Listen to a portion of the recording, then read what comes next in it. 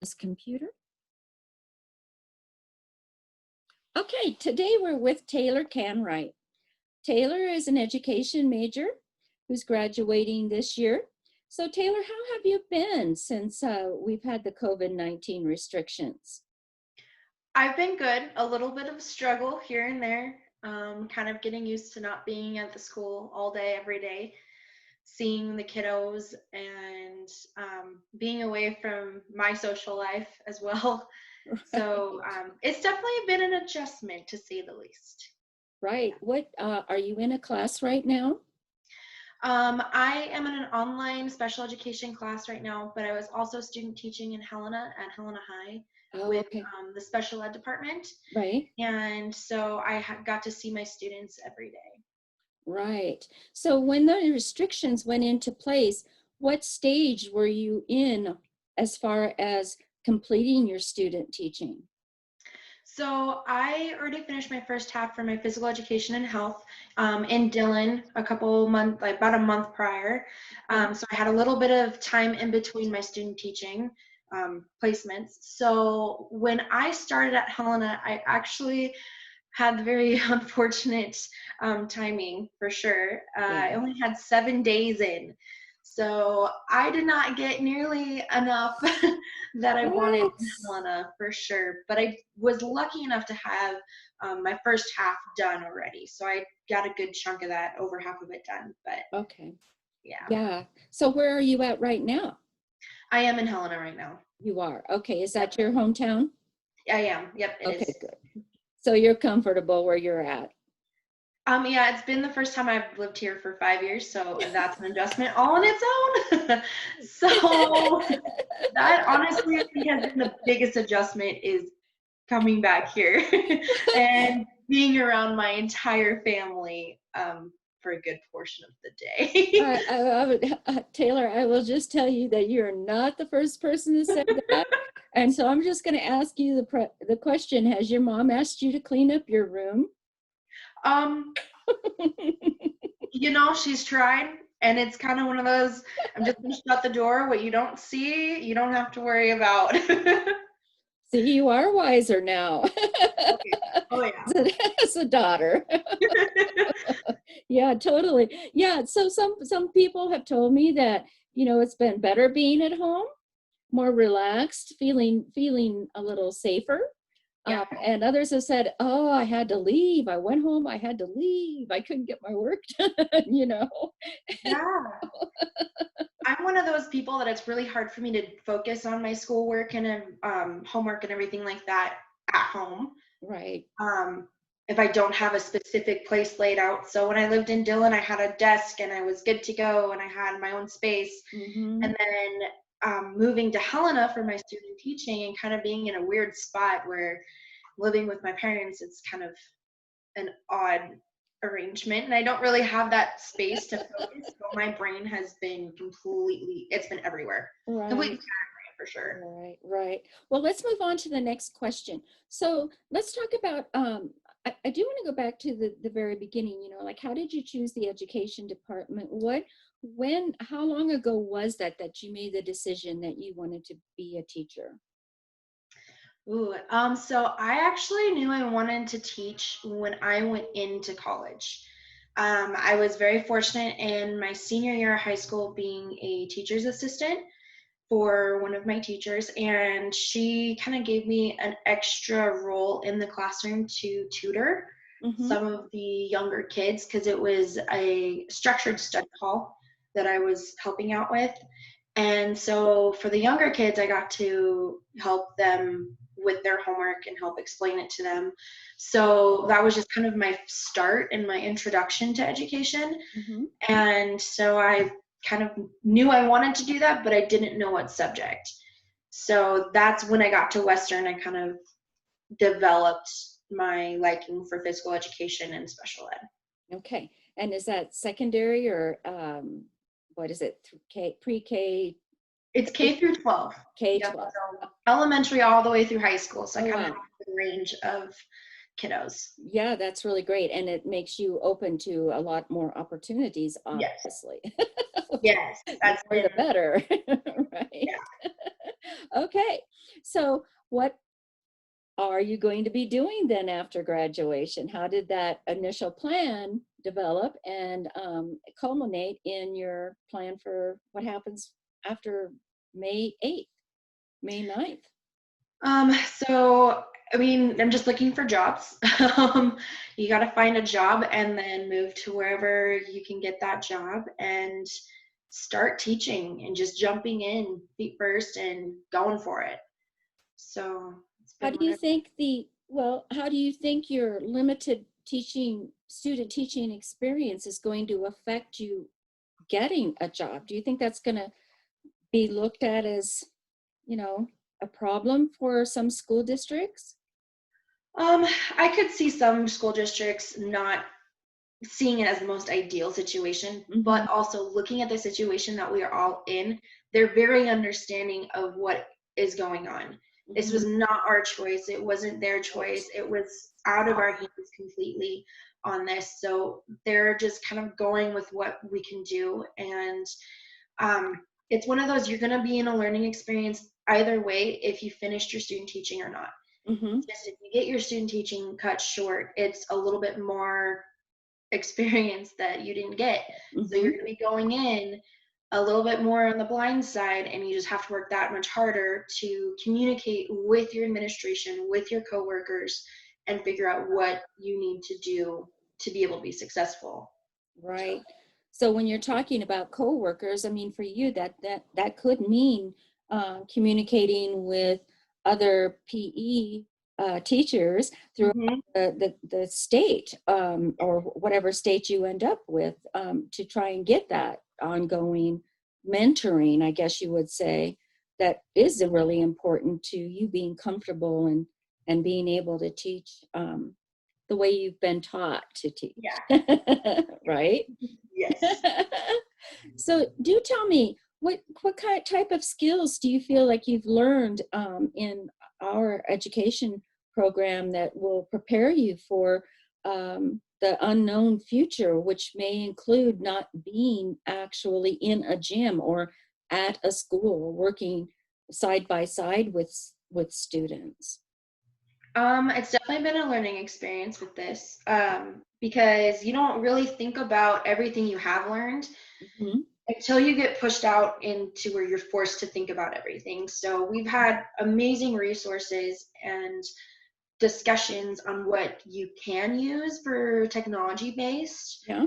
um, and what other accommodations and things like that you can think of. And now that you don't ever really think about, oh, you're going to use these, and then now you're really forced to use them. So Right. one thing that I really like the idea of is classes via Zoom or something like that, Hmm.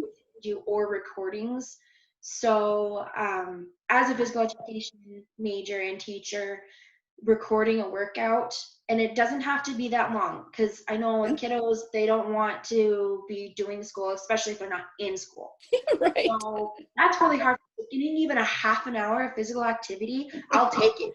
I'll take it for sure. Sure. So getting a recording of a workout or some sort of activity and then sending it to the kiddos and then having them somehow create a accountability system to where they're doing it and you know they're Hmm. doing it.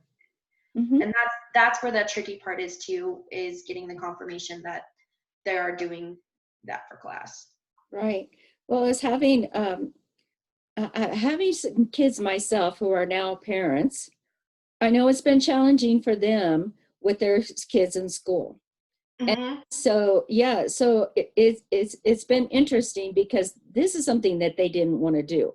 And one of my daughters even said, I don't know how you could ever teach other people's kids, you know. I really hope that this teaches parents to have a whole new appreciation for teachers, honestly. Exactly right. And I agree completely. But then my granddaughter got on the Zoom conversation we were having and started doing things where she pretending going down a steps and then going up steps, right? Well, she doesn't realize, well, she's working some muscle groups there, Yes. right? And that is really a fun way to integrate physical activity within the learning environment. Yeah. Yeah, totally. And they look like they're having a lot of fun doing that.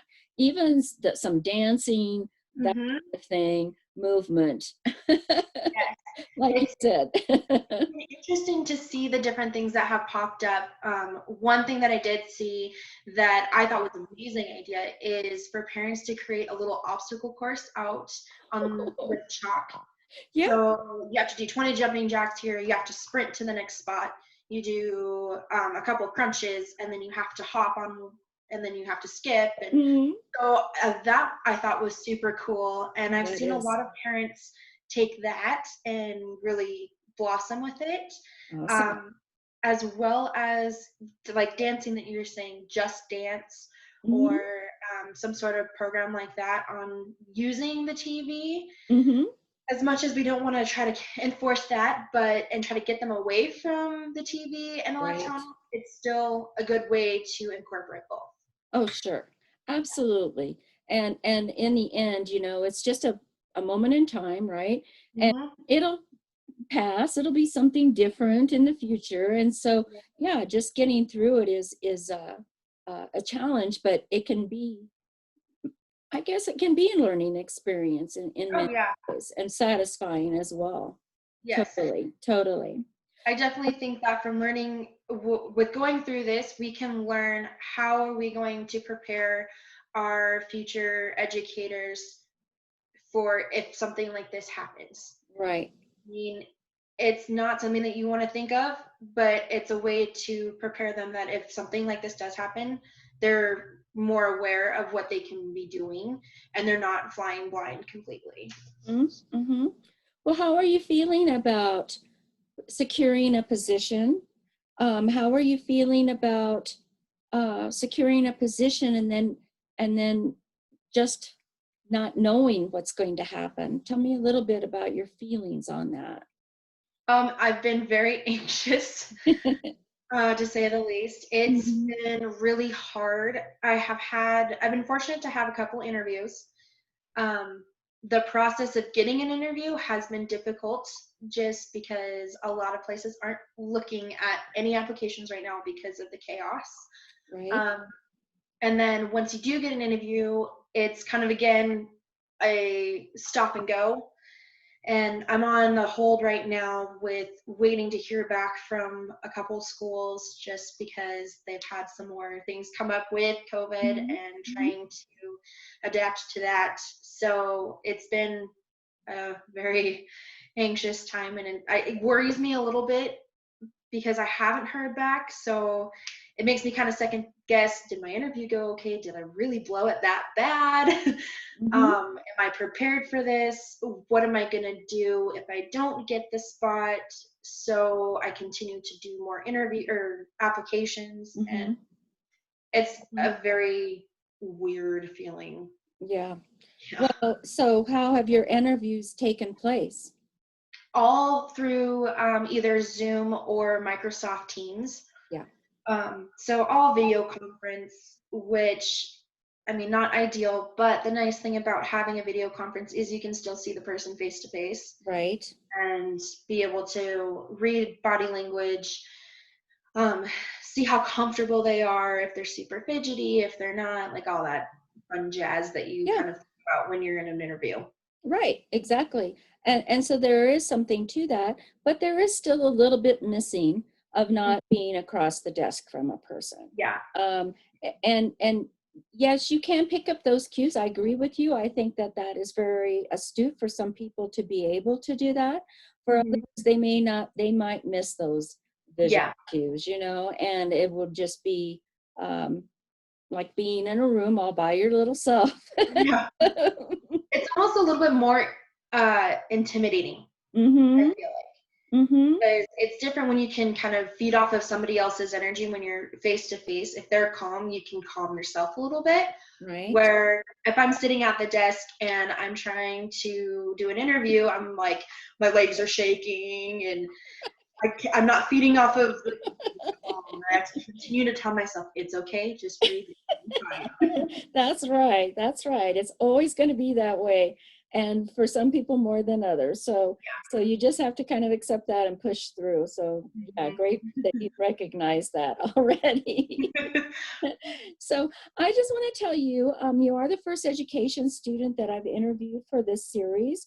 And again, we're trying to share information with up and coming classmen, graduates after you about um, what it takes really to uh, decide of what you wanted to do and then how you make it happen. So it is a commitment. It is a project. You do have to spend some time doing it. It doesn't all into your lap. And then when you have situations like this happen, it can be an even more challenging to get things together. So Yeah. tell the students coming up behind you, I would like you just to, what kind of message would you give to them about their progress in school and trying to plan for their future after graduation? Oh, I would probably say make sure that you really do love what you're doing. It is a hard profession. It is time consuming, and you are going to be up all night, early in the morning, working on papers, working on grading, working on your lesson plans, and you still don't think that they are completely ready to go. Just stick through it if you really love it. Um, it is rewarding once you get into the classroom, and I promise you that. Even with student teaching, seeing the progress that the kids made when I was there and teaching, and how excited I was, and how just I felt so natural. Mhm. It is so rewarding. And when you get kids coming back in saying, "Oh, I get that. I understand what you're saying. Can Mhm. you tell me more?" and really thriving, it's 100% worth every late night, every field experience. You had to drive 40 miles for a whole week, getting up and moving for your student teaching. And Yeah. I mean, it's worth it. It really is. And I'm excited, and I hope that you are all excited about being an educator and helping the kiddos that are out there. That's great, Taylor. And I tell you, I can definitely relate to that. I remember those days very, very well. And yeah, but like you said, in the end, it is very rewarding when a student shows that, they've learned something Mhm. and you just are amazed by how they can take that and just make it way more than what you ever expected. That's the best part. Yeah, you learn from them every single day too. Right. Like you might be teaching the material, but the way that their thought process or that they process things and the way that they respond to it, you continue to learn, and you continue to learn how am I going to teach material better Hmm. for them to Hmm. understand even more than what they are understanding. Yeah, for sure. And exciting. Yeah, So, it's so exciting. coach.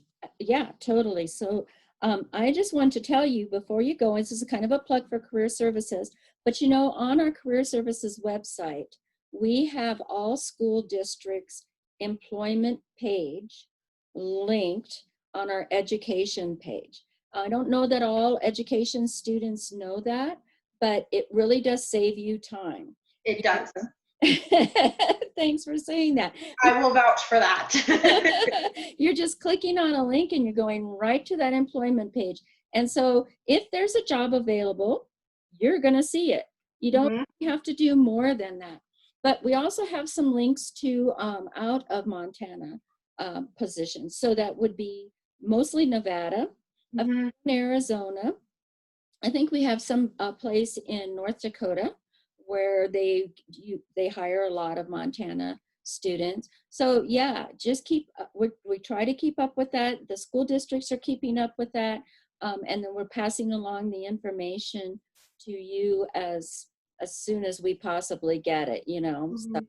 yeah, good luck in your future. I really appreciate you sitting down and talking with me about this, and I do feel like things are going to work out. Just stay busy, get creative, develop your lesson plans, Yep. and keep your fingers crossed, I guess. But Yeah. I'm sure it'll be great for you. So good luck in your future and congratulations on graduating. Thank you. I really appreciate it. Thanks, Taylor. I'm going to stop the recording.